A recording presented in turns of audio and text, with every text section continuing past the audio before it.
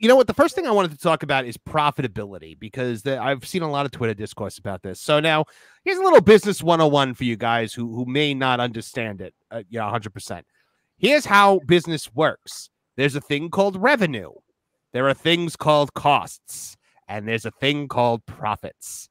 Now, if after your costs, you still have revenue left over, that is considered a profit, and that is what you want in a company. Okay? When your costs exceed your revenue, that is when you lose money, and that is when your company is not doing good. Now, up until for the last 5 years, AEW has been operating on a loss. That means that, that they have been spending more than they are making. Now, everyone has said that, oh, well, once they get the once they get that big media rights deal, that TV deal, WBD, that's when they're going to be profitable. At the end of the day, that ain't happening. So now people are trying to say, but AEW can be profitable if they get what they're saying now might be 115 to 150 million a year. AEW loses 150 million a year. Apparently, that's what they were tossing around last year that they lost. I don't know how accurate that number is, but if let's say it is 150 million a year that they lost, they get 115 from WBD. You have to also understand that this year costs have gone way up. He has signed Okada, he has signed Will Ospreay, he has signed Mercedes, and now reportedly MJF has a $60 million contract. Reportedly, MJF is making $15 million a year. Like, I don't know if I believe that one. Did you hear who the source was?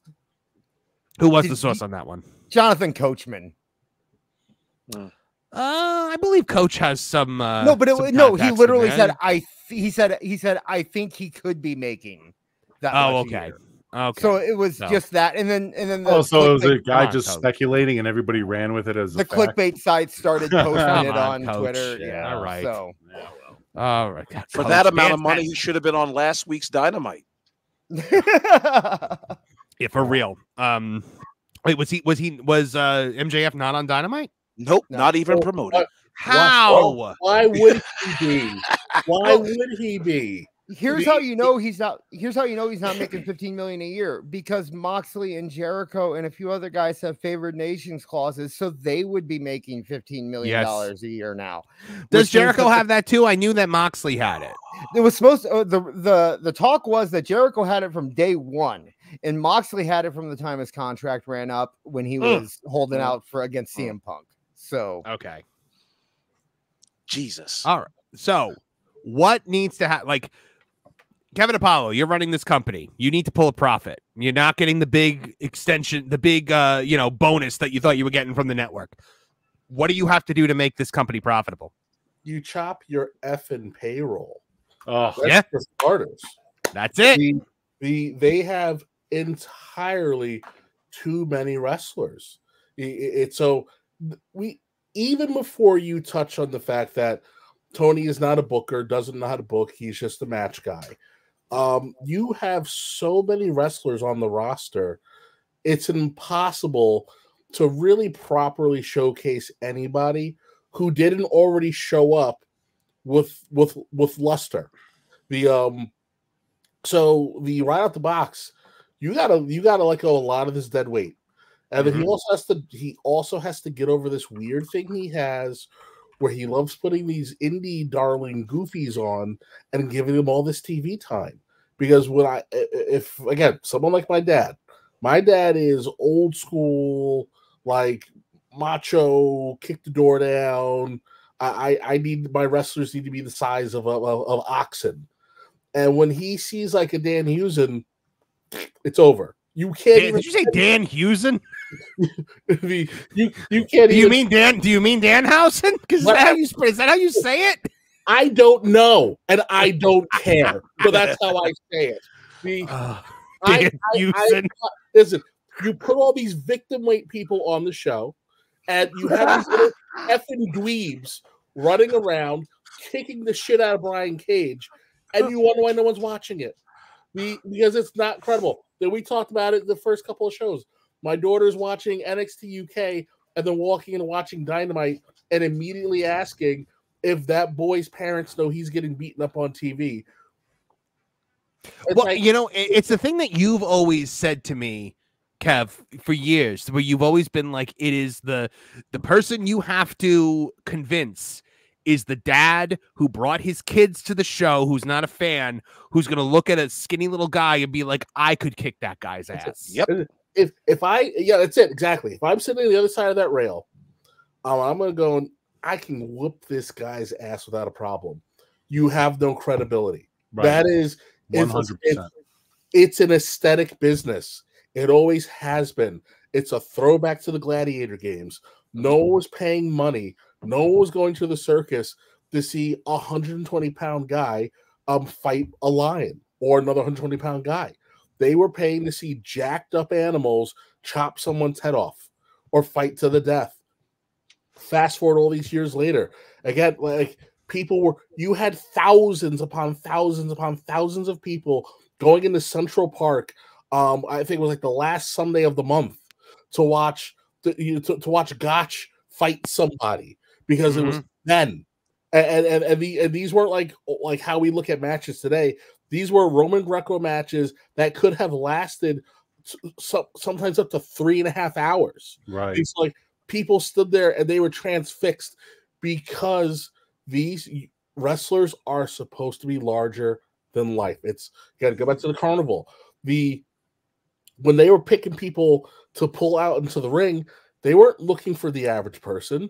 They were looking for the guy who was bigger than everybody in the crowd. They're supposed to be the best of us. Absolutely. So it's like it's the superhero mentality. I don't want my Superman being 194 pounds. It doesn't work for me. That translates across the board. So now you got to start going, hey, no one watches my show. No one's watched my show for 3.5 years. As soon as that honeymoon period ended, it's diminishing returns across the board. So first, I got to chop payroll. Who's going to go? People who don't look like wrestlers. People who don't look like wrestlers. People who don't have on TV. Period. That's 95% of that roster. They got 150 plus people, Apollo, on that roster. You're telling me we can't get rid of 140 of them? Yeah. Do they actually have 150 people? Because I had an idea for a song parody. Oh yeah, they got 150 plus. But I'm gonna float the idea here and see what you guys think. What if I do the poke rap with all the 150 wrestlers on the AEW? That's gonna take a while to write. That'll take a while to write. But come on, that would be really funny. Like that'd be great. And Rusev with you too. Yeah. But yeah, that's the problem, though. I agree totally with Apollo, and even what you're saying too, Marvin. It's when you look at the first things you need to change in order to soften the blow to the wallet, you got to go through that roster. You got to get rid of people that you have zero plans with, or don't see a future in, or are just kind of hanging on because you had a whim one week and not the next. I think the majority of the issue is that they're paying people that will never be on TV, that will never sell a T-shirt, way too much money, paying them any money. You know, like it's a different style of business when you're working against, TV contracts and playing to a global audience. This isn't like it's just somebody's gym show, and it's like it's as I've said before. This man, first off, we got to all understand this company was built on a tweet that said, I bet an independent company can't fill 10,000 seats. Right. Okay. If you're trying to make a business, anybody who's involved with business, you want to experiment. I've always said that they should have ran like 3 or 4 pay-per-views before they should have even gotten on television. They ran one pay-per-view and was just like, oh, we know our focus group. We know who likes us. We know who doesn't like us. It takes so much more than that to get on television and to be successful. You got to find out, like, what does your audience like? They like this one pay-per-view. Are they gonna like the next 3? Are they gonna like your television program? Well, here we are 5 years later, and we see the results. Right. What'll be fascinating is when someone tells the full story of what happened there, and we talk about how the Bucks and Omega eviscerated the ROH roster. Yeah. Yes. To make that show happen. And Cody too. Cody doesn't get off scot-free on that one. Yeah, Cody's not immune on that. Cody took just as much advantage. But when you talk to the guys that were there, a lot of the heat goes to the Bucks, because Cody was always very honest about what he was doing, and the Bucks walked around and made a lot of people a lot of promises right out the box. So they got New Japan to front the money and to sell it in the building, and they had ROH do all the work and get nothing for it, and then they left them holding a ticking time bomb that exploded in their faces the second the lockdowns happened, and they had to perform in a bubble, because ROH is dead because they didn't have the money to get through the lockdowns. Right. They didn't have the talent, they had the money, and they didn't have the infrastructure. So it's like, hey, yeah, they were able to jump because they essentially stole someone else's they stole someone else's science for a project and got a silver medal off of it.